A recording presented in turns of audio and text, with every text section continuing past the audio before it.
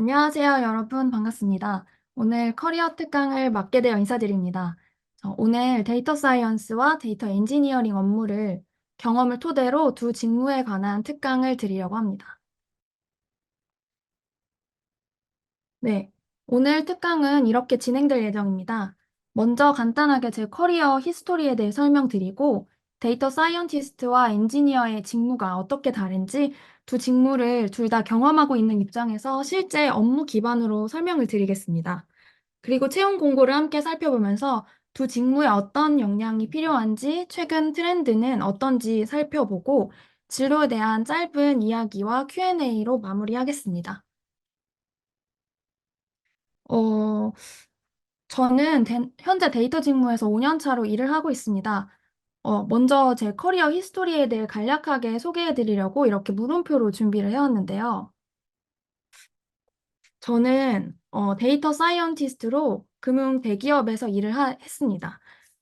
원래는 제가 통계학을 전공하면서 당시에 데이터 마이닝이나 머신러닝에 관심을 가지게 돼서 데이터 공모전이나 학회를 통해서 역량을 쌓았고요. 그러면서 더욱더 관심을 가지면서 석사에 진학을 했습니다. 그래서 진행했던 공부나 논문 내용을 관심 있는 기업별로 포트폴리오를 만들어서 이렇게 입사를 하게 되었는데요. 어, 제가 데이터 직군을 준비하면서 가장 유익했던 경험이 무엇이냐 하면 저는 인턴 경험이었던 것 같아요. 실제 데이터를 가지고 ML 프로젝트를 했는데요. 제가 그때 인턴했던 기업은 금융회사였고요. 이 과정에서 실제 산업군의 데이터도 볼 수 있었고, 또 제가 어떤 일에 직무 흥미가 있는지 알 수 있었던 것 같습니다. 당시에 제가 컴공이나 전산학 전공이 아니어서 따로 그런 전공 과목을 들어본 적이 없었는데도 이런 학문에 크게 재미를 느꼈던 것 같아요. 그렇게 해서 금융회사에 입사를 하게 되고 타겟 마케팅, 그리고 그 효과를 분석하고 고객 세그멘테이션 하는 업무를 약 2년 정도 맡아서 진행을 했습니다. 물론 배울 게 많았어요. 그런데 금융업 특성상 업의 특성이 어떤 법에 제약되는 부분들이 있었기 때문에 저는 더 큰 산업에서 더 큰 데이터를 만지고 엔지니어링을 할 수 있는 분야로 가야겠다 해서 다른 회사로 가게 됩니다. 네, 그래서 현재는 제조 대기업에서 데이터 팀에서 전사 데이터의 전략을 수립하고 엔지니어링 하는 일을 맡고 있습니다. 저는 데이터 사이언스와 엔지니어링 업무를 병행하고 있는데요. 처음에는 시스템을 설계하고 기능을 고도화하는 업무를 맡다가 저 같은 경우는 조금 특이한 케이스인데요. 팀에서 직무를 이동하는 기회를 이용해서 엔지니어링 업무를 맡게 된 경우예요. 어떻게 이렇게 되게 됐는지 일단 개인적인 스토리지만 먼저 말씀을 드리면 제가 엔지니어로 신입이나 경력 입사한 케이스가 아니지만 혹시 나중에 회사에서 직무 변환 과정에서 어떻게 데이터 엔지니어링으로 갔는지 궁금하실 수도 있어서 설명을 드리자면 저는 따로 CS를 공부해 본 적이 없었기 때문에 사내에서 데이터 사이언스 업무 혹은 유관한 업무를 맡으면서도 자료 구조와 알고리즘을 따로 학습을 했고요. 네. 그리고 회사에 있는 다양한 교육과 세미나를 이용해서 C와 C++ 언어를 기본적으로 익혔습니다. 그리고 리눅스가 개발에는 매우 중요하기 때문에 리눅스에서 네, 배시와 파워쉘을 사용해야 하기 때문에 네, 리눅스 쉘 교육을 이수를 했고요.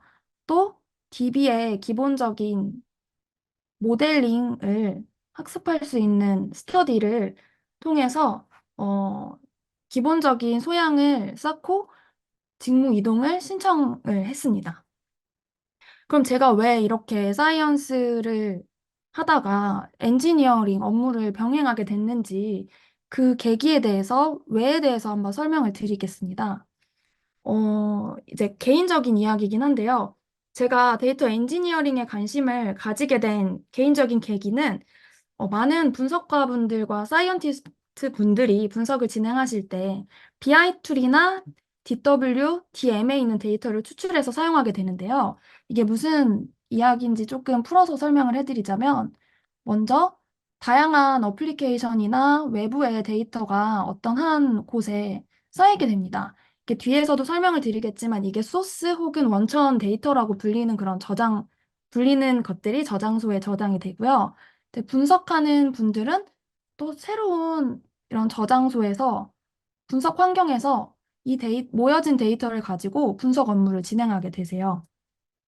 근데 가끔 이 분석계에 있는 여기 위에 분석하는 데이터를 분석계라고 부르거든요.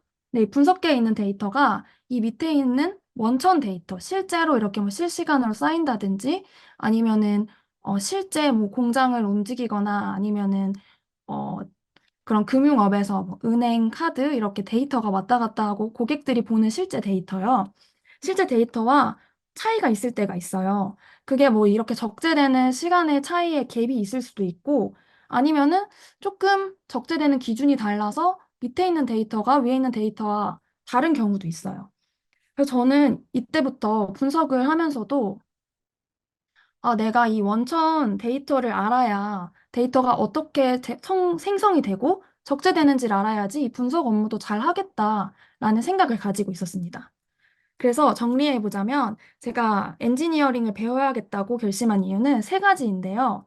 먼저 첫 번째는 데이터를 업으로 삼으려면 엔지니어링을 어느 정도 알아야겠다. 인데요. 데이터 엔지니어를 많은 분들이 비유를 하실 때 시장에 가서 좋은 재료를 사와서 칼로 씻고 잘라서 요리사가 요리에 쓰기 좋게 준비해두는 사람으로 많이 비유를 하곤 하세요. 그러니까 요리사가 아침 일찍, 아, 요리사가 아니라 데이터 엔지니어가 아침 일찍 시장에 가서 질이 좋은 사과를 사오고 뭐 양파를 사오겠죠? 그리고 칼로 잘라서 요리사가 할 요리에 맞게 준비를 해놓습니다. 그러면 요리사는, 그러니까 데이터 분석가 사이언티스트는 이렇게 준비된 재료를 가지고 요리를 하는 사람으로 비유가 되는데요. 정말 준비된 재료를 가지고 요리만 하면 될까요? 이 재료가 어디서 왔는지, 어떤 특징이 있는지, 혹은 신선한지, 그런 재료 자체에 대해서도 어느 정도 알고 있어야 맛있고 멋진 요리가 되겠죠. 그래서 분석가는 분석만 하면 되고, 사이언티스트는 모델링만 잘하면 되지. 사실 절대 그렇진 않더라고요. 그래서 제가 뒤에서 설명을 드리겠지만, 내가 원하는 분석을 위해서도 어느 정도 데이터 엔지니어링에 대한 스킬과 데이터에 대한 이해가 있어야 현업을 할 때 의사소통도 잘 되고 좋은 결과물이 나올 수가 있습니다. 그리고 두 번째는, 최근, 어, 알고리즘 센트릭한 AI, 그 모델 센트릭한 AI에서 새로운 패러다임인 데이터 센트릭한 AI로 시대가 넘어오고 있죠. 데이터 센트릭 AI가 무엇이냐 하면 이제 AI에 어떤 노블한 알고리즘을 만들어서 깜짝 놀랄 만한 성능을 개선시키는 것보다는 데이터 자체에 대한 품질을 향상시켜서 모델을 고도화하는 것이 바로 데이터 센트릭 AI입니다. 데이터의 수집, 저장, 분석, 활용의 중심이 되는 AI 시스템인데요. 실제로 대다수 좋은 성능을 내는 LLM 모델들은 많은 좋은 데이터로 학습을 시켰을 때 깜짝 놀랄 정도로 성능이 좋아지는 게 맞다고들 하죠.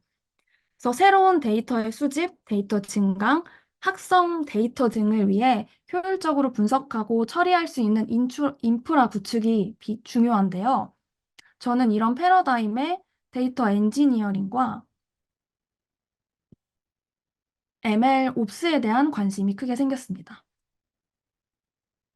네, 그리고 이제 세 번째 이유는 제조 회사에 오니까 정말 무수하게 많은 다양한 종류의 데이터가 쌓이더라고요.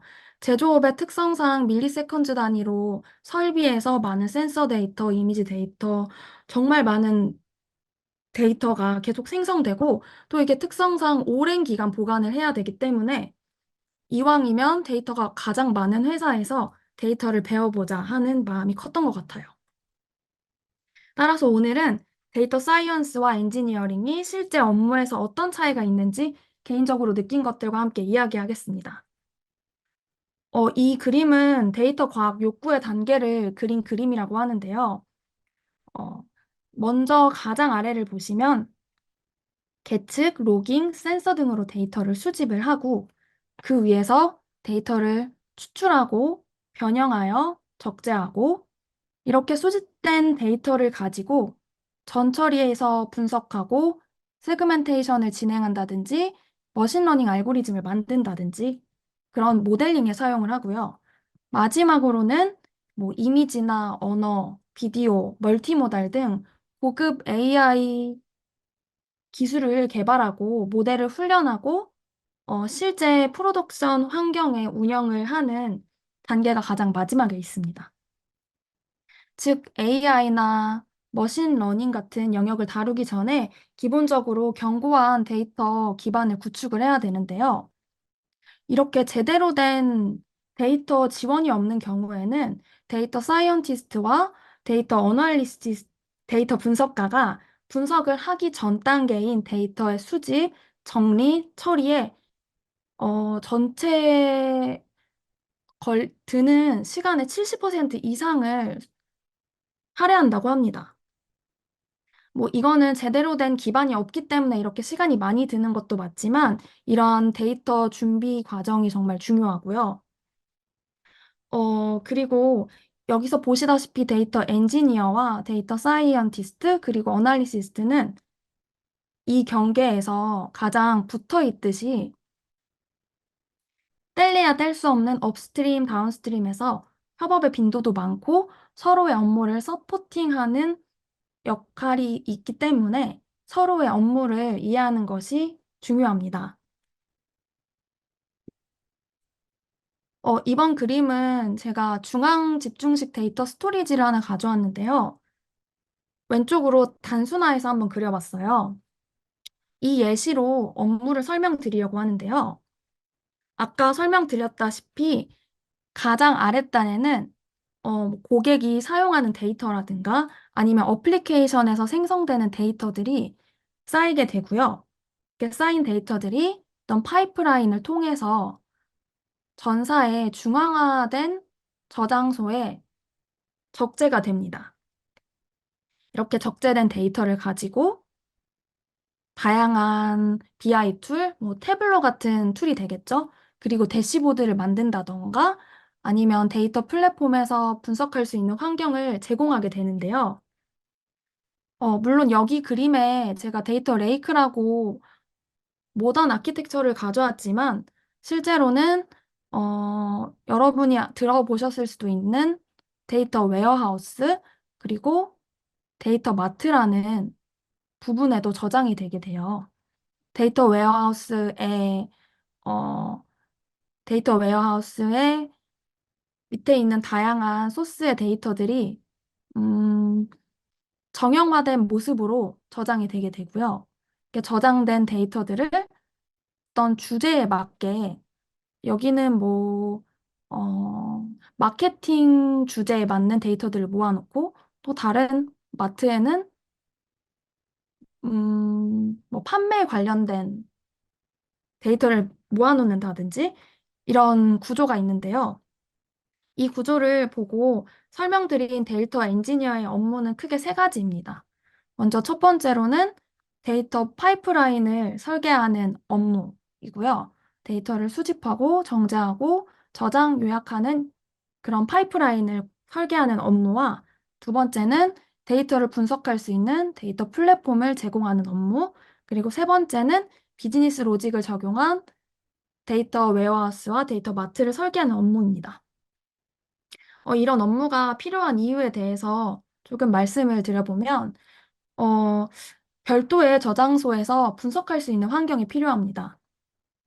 아까 설명드렸다시피 어, 서비스 운영 중인 데이터베이스에 직접 접근하는 것은 매우 위험한 일일 수 있어요. 만약 운영 중인 데이터 저장소에서 분석을 수행하는 경우 실수로 내가 잘못된 쿼리를 날려서 데이터가 변형이 된다든지 아니면은 과도한 쿼리를 날려서 뭐 공장이 멈춘다든지 그러거나 아니면은 또 뭐 은행의 중요한 업무를 보는 DB를 다운시킨다든지 그러면 심각한 사고로 이어질 수가 있죠. 그래서 이렇게 분석 환경이 필요하고요. 그리고 또 다양한 데이터들을 제가 한 곳에 모은다고 설명을 드렸는데요. 분석하고자 하는 데이터가 사실은 여러 곳에 흩어져 있어 분석하기 어려운 경우가 많습니다. 예를 들어 서비스 A는 어, MySQL을 사용하고 있고 이제 서비스 B는 예를 들어 몽고DB를 사용하고 있다고 해보겠습니다. 그냥 다른 형태의 DB를 사용하고 있는 경우 이 두 개를 하나의 쿼리로 조회하는 건 어려운데요. 이 이러한 어, 처음에 개발할 때부터 하나의 데이터베이스로 개발하면 좋겠지만 실제로 현실적으로는 그렇게 개발되는 게 어렵고 하나의 저장소를 사용하는 게 어렵기 때문에 각각 특성에 맞는 저장소에 있는 데이터를 하나의 일원화된 저장소로 가져와서 한 뷰로 엮어서 조인해서 보여준다고 생각하시면 됩니다. 그리고 여기 없는 업무로는 또 데이터 그룹의 인프라나 리소스를 관리하는 업무가 있는데요. 뭐 네트워크나 쿼리 사용량 등을 모니터링 하기도 합니다. 여기까지가 데이터 엔지니어의 업무였으면 이제 데이터 사이언티스트의 업무를 설명을 드리면 데이터 사이언티스트는 아시다시피 이렇게 모아져 있는 데이터로 도메인의 어떤 문제를 해결하기 위해서 가설을 만들고 계속 실험해서 고도화를 하면서 비즈니스에 사용할 수 있는 프로덕트를 개발하는데요. 예를 들면, 제조업 경우에는 설비에서 나온 데이터를 가지고 분량을, 이 제품이 불량일지 아닐지 예측을 한다던가 아니면 마케팅 시장에서 수요를 예측을 한다든가 그런 식의 업무들이 있습니다. 네, 이거는 지금 이렇게 스토리지 형식으로 업무를 드렸다면 이제 업무 구조 형식으로 설명을 드려볼게요. 데이터 직무가 크게 아시다시피 데이터 엔지니어와 사이언티스트 그리고 데이터 분석가, AI 리서처 등으로 나뉠 수가 있는데요. 많은 회사들을 보면 데이터 직무의 업무 구조가 이렇게 세 개의 조직으로 나눠져 있는 것 같아요. 데이터 조직을 중앙 집중형으로 운영을 한다면 이렇게 한 부서에서 전사의 원천 데이터를 관리하고 플랫폼을 운영하고 뭐 머신러닝 모델을 서빙한다든지 이런 역할을 여기 데이터 조직에서 맡게 되고요. 여기 안에서는 데이터 엔지니어와 데이터 사이언티스트가 함께 협업을 하게 되는데요. 여러분이 생각하시는 데이터 조직 외에도 현업 조직에도 기능 조직으로 데이터 분석가와 사이언티스트가 팀 단위로 많이 계십니다. 그 도메인마다 도메인 난리지를 알아야 해결할 수 있는 문제들이 많기 때문에 이 팀에도 분석가와 사이언티스트가 계시고요. 또 선행 연구 조직에는 도메인의 난제를 해결하기 위해서 뭐 최신 논문을 연구하고 최신 기술을 도입해서 해결하려는 협업 과제에 참여하는 등 선행 연구 조직에도 사이언티스트와 리서처가 계십니다. 근데 이렇게 그린 이유는 데이터 직무의 특성상 유관 부서의 협업이 굉장히 많습니다. 뭐 예를 들어 다른 직업을 생각해 보면 뭐 마케터라든지 아니면 뭐 회계사라든지 그렇게 특수한 업을 가진 분들은 딱 그 직무를 뽑는 조직이 한정돼 있을 수 있어요. 그런데 데이터 직무는 특이하게도 어떤 데이터 조직에 집중되어 있기도 하고, 도메인에도 퍼져 계시기도 하고, 아니면 연구 조직에도 많이 계시는데요. 그만큼 데이터 직무를 꿈꾸는 여러분이라면 데이터 사이언티스트 업무 하나만 아는 것보다는 이 직무 하나에 대한 역량을 키우는 것도 좋지만 엔지니어가 어떤 일을 하고 있는지, 다른 조직에 있는 분석가가 어떤 일을 하고 있는지 해당 직무에 지식이 있으면 유관 부서와 협업하는 데 아주 유리하다고 볼 수 있습니다. 그러면 이제 채용 공고를 살펴보면서 어떤 역량이 중요한지 살펴보겠습니다. 오늘 제 특강 주제가 데이터 엔지니어링과 사이언스의 차이이기 때문에 두 직무를 함께 살펴보려고 해요. 근데 먼저 살펴보기 전에 채용 공고의 뜻을 이해하고 가려고 하는데요. 채용 공고를 보시면 이렇게 세 가지 내용으로 나뉘어 적혀 있습니다. 먼저 업무 내용은 여기 밑에 위에 여기 데이터 엔지니어 뽑는 공고에 가장 위에 적혀 있는 이 내용이 업무 내용인데요. 만약 우리 회사에 이 직무로 입사를 하게 된다면 이 업무를 맡게 될 것입니다. 설명하는 부분이고요. 지원 자격은 여기 아래 제가 빨간색으로 표시해 놓은 부분인데요. 이 지원 자격은 이 역량은 필수로 있어야 한다고 적어 놓은 부분입니다. 그리고 우대사항은 많은 분들이 가끔 착각하시는 경우가 있는데요. 우대사항은 필수가 아니에요. 있으면 더 좋지만 없어도 된다는 뜻으로 밑에 적어 놓은 부분입니다. 그래서 제가 이렇게 하늘색으로 표현을 해놨고요. 총 6개의 공고를 가져왔는데 많기 때문에 앞에 있는 토스 데이터 엔지니어와 배달의 민족 데이터 엔지니어를 대표적으로 한번 살펴보려 합니다. 먼저 토스를 보시면 데이터 파이프라인을 개발하고 운영한다고 써 있네요. 데이터가 적, 운영 데이터에서 생성되는 데이터를 한 곳의 저장소에 모아서 모을 수 있도록 어, 이 파이프라인이라는 걸 개발한다는 건데요. 파이프라인을 조금 쉽게 설명을 드리자면 어, 이 파이프라인은 SQL 쿼리로 써 있을 수도 있고요. 파이썬 코드로 써 있을 수도 있어요. 그래서 뭐 인터넷에서 여러분들이 크롤링해서 데이터를 가져오신다든가 API를 사용해서 데이터를 가져오셔서 여기 저장하려는 데이터 스키마에 맞게 적재를 하는 과정을 의미한다고 생각하시면 돼요. 그래서 그 데이터 파이프라인을 개발하고 두 번째는 대용량의 데이터를 분산 처리하는 역할을 한다고 써 있고요. 세 번째는 데이터 플랫폼을 개발하고 운영한다고 써 있네요. 네. 이렇게 이런 업무를 하게 될 것이고, 그래서 필요한 역량을 살펴보면 여기 위에 써 있는 업무 설명과 매칭이 되죠. 데이터 파이프라인을 개발한 경험이 있는 분이 필요하다. 그리고 대용량 분산 시스템, 하두비나 카프카 스파크 등 활용 경험이 있는 분이 필요하다. 그리고 소프트웨어 개발 역량인 자바나 스칼라, 그리고 파이썬 등을 잘 다루는 분이 필요하다고 써 있습니다. 제가 앞에 설명드린 어, 그런 이 업무에 맞는 분을 딱 뽑고 계신 것 같아요. 그리고 두 번째로 배달의 민족을 살펴보겠습니다. 배달의 민족도 보면 데이터 파이프를 설계하고 데이터 마트, 그리고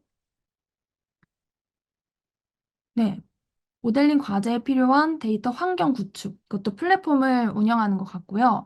그리고 옵셔널로 머신러닝 기반 예측 모델에 필요한 학습과 서빙 시스템을 개발한다고 써 있네요. 이런 업무를 하는데 지원 자격으로는 파이프라인 구축, 데이터 마트 운영 경험이 있으신 분, 그리고 SQL을 잘 다룰 줄 알고 클라우드 서비스를 개발하셨던 분을 뽑는다고 써 있고요. 그리고 다양한 직군을 포함한 다- 어, 기획 개발 데이터 직군을 포함한 다양한 이해 관계자와 요구사항을 조율하고 원활한 커뮤니케이션이 가능한 분. 아마 협업이 많기 때문에 이런 걸 강조해서 적어 놓은 것 같습니다.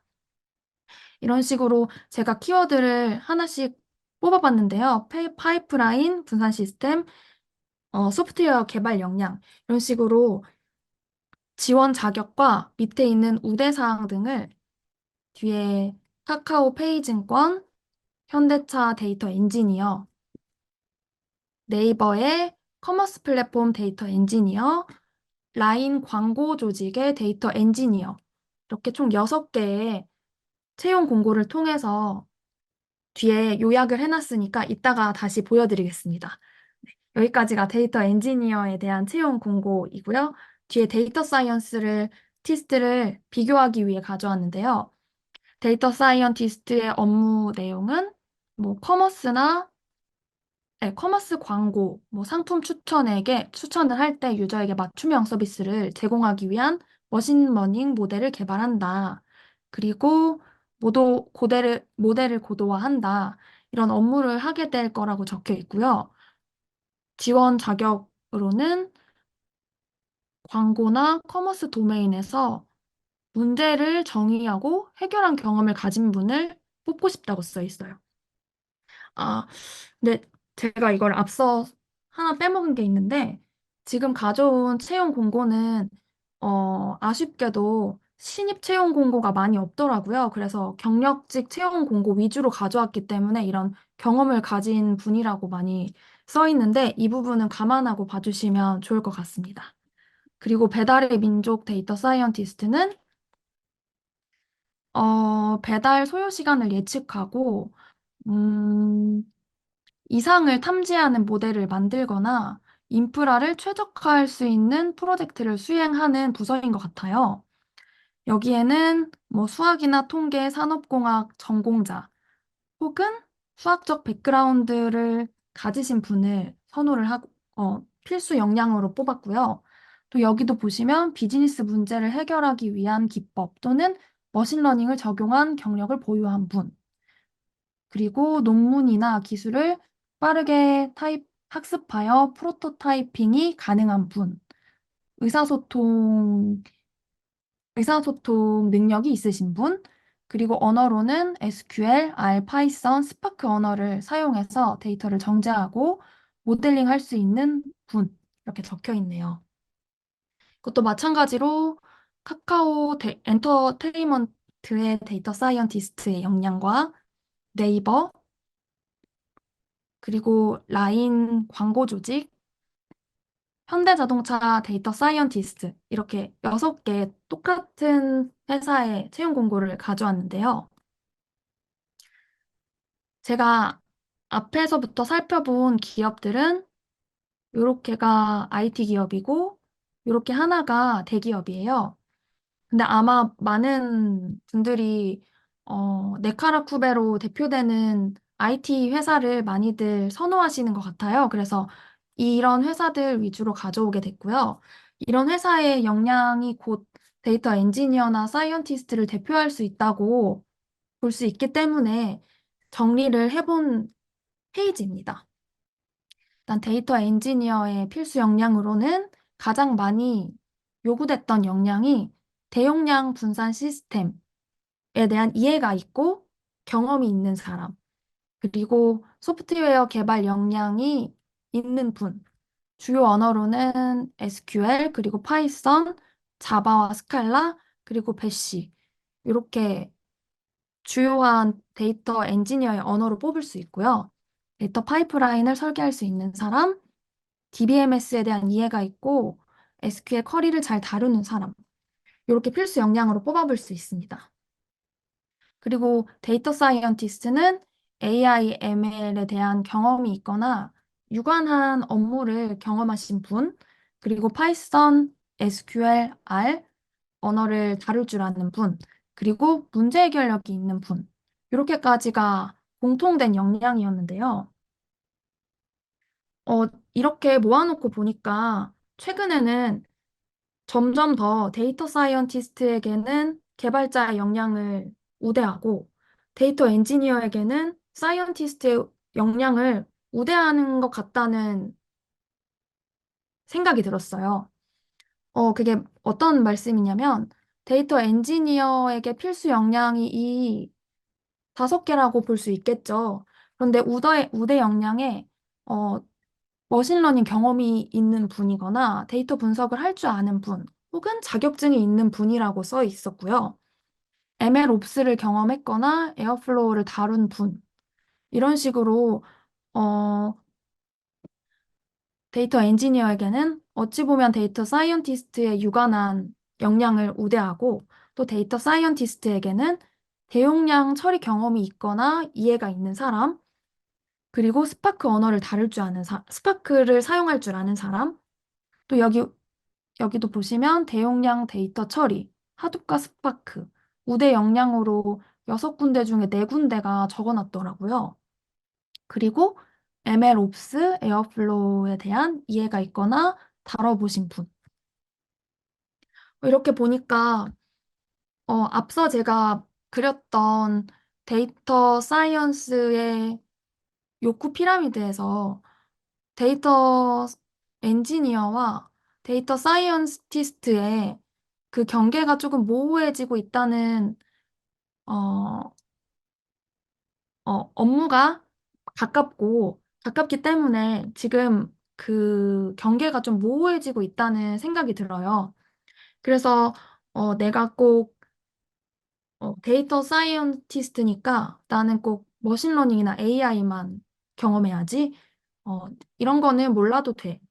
나는 데이터 엔지니어니까 머신러닝은 몰라도 돼. 이런 뭐 서버나 백엔드적으로만 개발 역량을 키우면 돼. 이렇게 보고 있지는 않더라고요.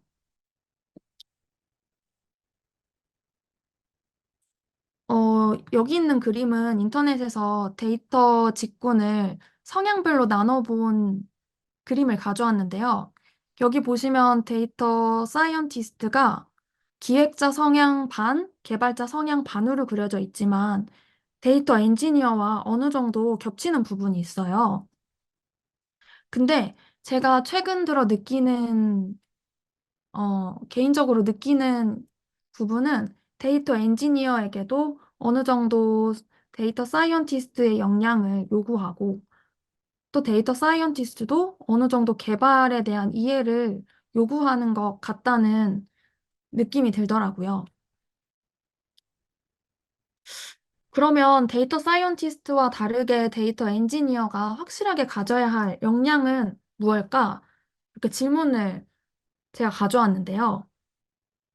어, 앞에서 가져온 채용 공고가 경력직 채용 공고 위주이긴 하지만 그래도 이렇게 필수 역량을 통해서 신입 직무로 지원할 때는 어떤 역량이 중요할까라고 생각을 했을 때 제가 데이터 엔지니어 직무로 입사한 건 아니지만 데이터 엔지니어 일을 해보니 이쪽 신입으로 들어올 때는 이런 역량이 우수하게 평가될 것 같아요. 요구사항과 문제의식을 정확히 반영해서 설계하는 역량인데요. 이게 앞서 필수 역량으로 엄청나게 많은 기술 스텝